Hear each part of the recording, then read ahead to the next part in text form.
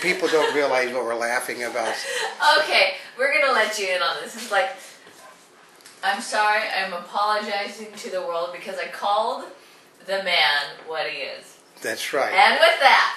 Yeah, with that, we're a G-rated site, so you can't say. Basically, it had to do with an A and a hole. So. Well, it just has to do with what some of the other world leaders are saying. Think about our president. Yes. Yes. So anyway. But they did apologize for calling him. I love that. I sincerely apologizing for calling the a-hole exactly what he is. So. Which is usually, if you're looking for an apology, that's not the kind of apology. But that's the same apology that Obama gives. Oh, is it? Yeah. Oh, well then I guess it's like a hand for a hand? Yeah. What was that old... Well, actually, this would be the best. See, that's what you get when you listen to Mr. Obama, the flip-flop. Oh, or is this like, oh gosh, like apologizing to Mexico? Although I still don't understand why the U.S. We're It's almost like this tactic, because I've heard of it, it's like they apologize right before they... But, no, as we said in an earlier thing, that the United States have been apologizing since the 4th of July, 1776, when little Georgie Bush cut down the cherry tree. But for now, we're going to bring Oldecam on for comments on the headlines of today. Oh, actually, you know what? Come over here. I'm going to read it, and don't get to see some of the things. We're going to do this a little bit different than normally. Well, because the world is so screwed at the moment. We told people what was going to happen. Okay, what I object to is that the Republicans think that we're shocked and amazed he's not pragmatic like we thought he was going to be. We knew he was a liberal Democrat.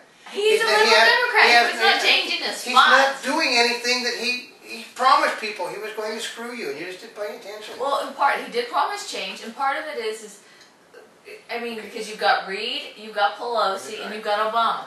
And so what did they think? They thought he was going to make change to where everything was going to be, the parties were going to cooperate. Well, so far, his idea of bipartisanship is belittling everybody else that doesn't agree with him. Well, didn't we say that before? That how do you expect someone to be bipartisan when they've never been bipartisan or don't have a history of it? First of all, until recently, Mr. Obama never lied to anybody. Now all he can do is lie. But well, there's a lot of things that are going on. In fact, the Murdoch empire is on the too big to fill list. Gee, isn't that amazing that Rupert Murdoch, who heads the largest conservative broadcasting thing in the world, is on the too big to fail, which means Barney Frank is just, they said Barney Frank is just gleaming with the thought of being able within a week or so of taking over the Murdoch empire because they're too big to fail. What does this tell you about free and... That shuts off dissent entirely. So if you're watching news and you're paying attention, based on what we're hearing today, pay attention and see how much things are changing over the next few weeks. Yeah. Also, I don't know if you can do anything with your representatives. No, it doesn't do any good because... But you can still bitch and they're going to give, as we understand too from people we know, that basically BS is coming out of this case. But they said they're going to force through all of Obama's things as he wants them on the reconciliation process because they don't want to have anybody stand up and talk about it now. No, tell them what the reconciliation process, just in case you haven't been following along. Okay, very simply, let's see.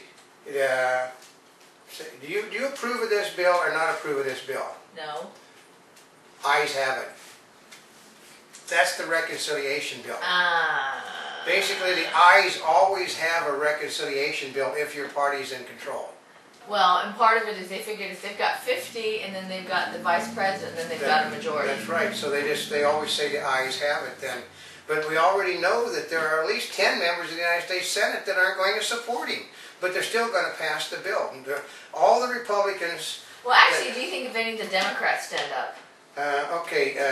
Basically, no. Byrd, Nelson, Lieberman, Conrad, you're going to start naming the Democrats in the Senate that do not support what Mr. Obama is doing, which is nationalization of the businesses. Yeah, and this is, in fact, one of the things that came up is because they just had a closed meeting without the press with the bankers. Yeah, well, they basically got in, but what we understand was said in closed meeting was specifically off the record, which was simply when he said, well, what can I do to help you in this crisis? And somebody stood and said, take the hell out of our business. And his response was in his arrogant manner, that's not the way it's got to be. Well, and of course the news that comes out is the bankers say not enough regulation and didn't go far enough to I love that. That was what they came out with, the official statement. Isn't that a BS says, if you believe the bankers said there's not enough regulation. This reminds me of some other countries where they control the presses too. Oh, wait a minute.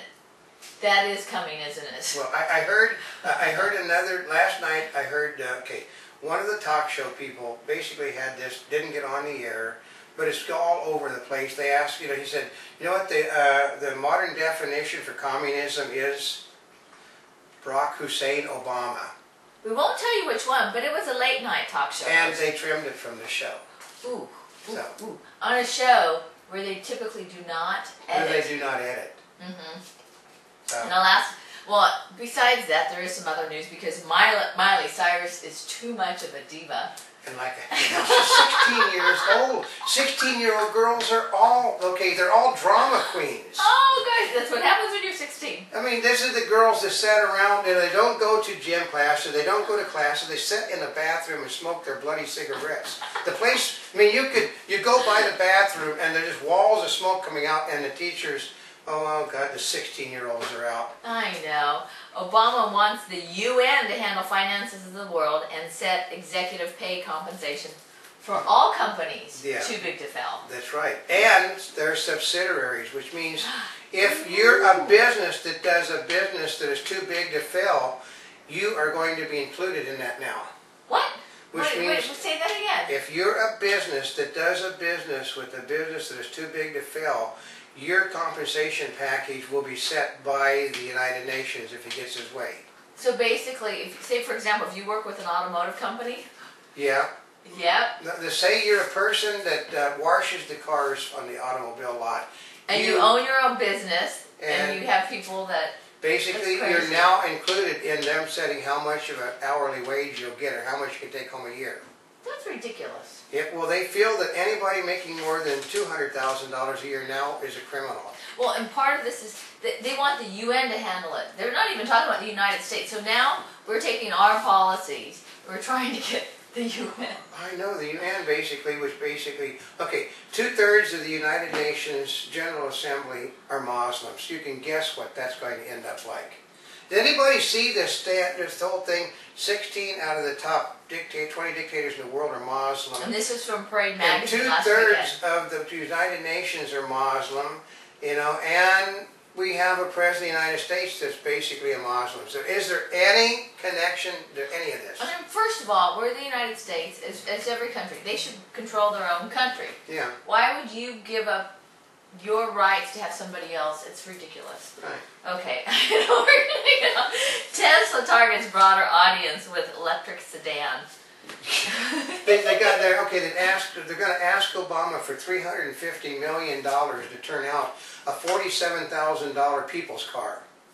A $47,000. A $47,000 car? That's right. Actually, for Tesla, that is kind of reasonable. No, but still, it's $47,000. It's okay. I mean, as we have pointed out, I have been on this kick for a long time. For an electric car that you have to plug in, and actually, those people that commute from an hour out of LA won't even be able to use the car. Because you can't. Basically, you have basically 50 miles is maximum, because you have to get back to where you're going, and that doesn't account that what happens if you get trapped in traffic. Do you know what? We got all excited about the news. We're going way over, so we're going to have to do a Monty Bubble or make it a two-parter. Oh, I know. A Monty Bubble is... What did I just write? Oh, this is prophetic. Basically, as you can see, actually you can't see it, I just put this note down. When you don't vote, look what you end up with.